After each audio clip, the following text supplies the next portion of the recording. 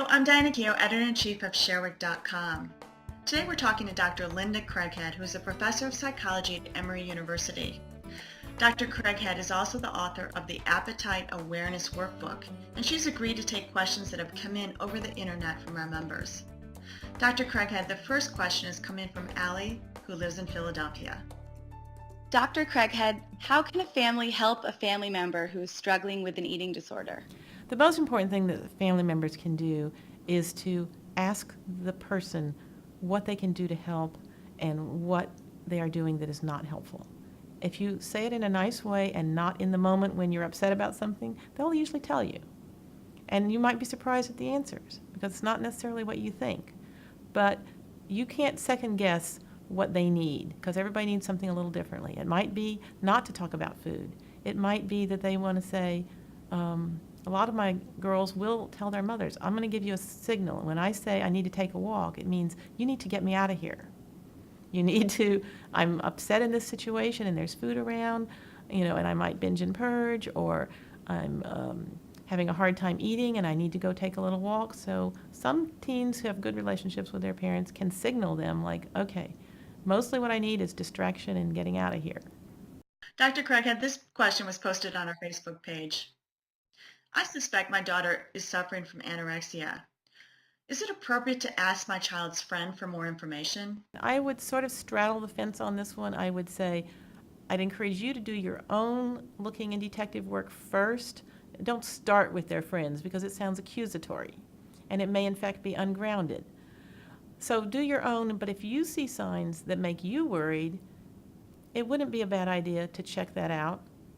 See if they're willing to tell you something in a confidential manner. Maybe check with their parents or a high school counselor, a favorite teacher, if there's a youth minister.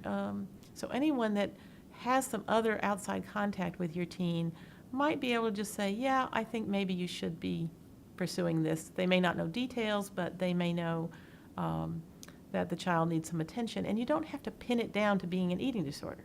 All you're trying to pin it down is, does your child need some outside professional consultation with a counselor, psychologist type person to see how much they'll open up and how open they are to getting some help.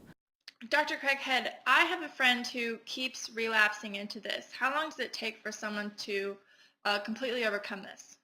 We kind of have the rule of thirds. We say, about a third of the people who develop eating disorders will recover pretty completely, and it might be a minor issue in their life from time to time, but it's pretty much a done deal.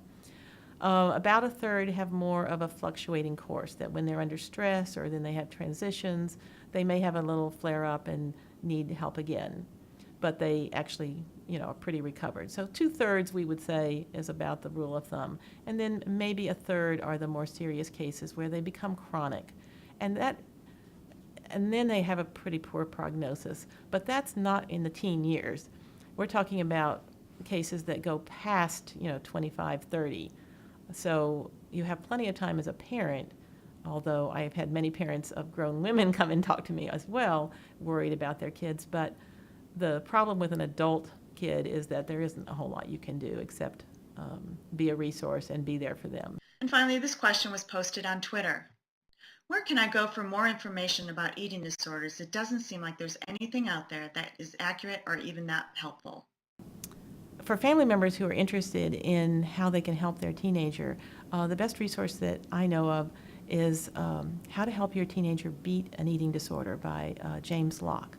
These scientists are researchers and treaters at a very prestigious clinic, and they've had a lot of experience and have a lot of good advice in that book. Dr. Craighead, thanks for joining us here on Sherwick.com. This has been great information. If you'd like more on the topic of eating disorders, please go to our website at www.sherwick.com.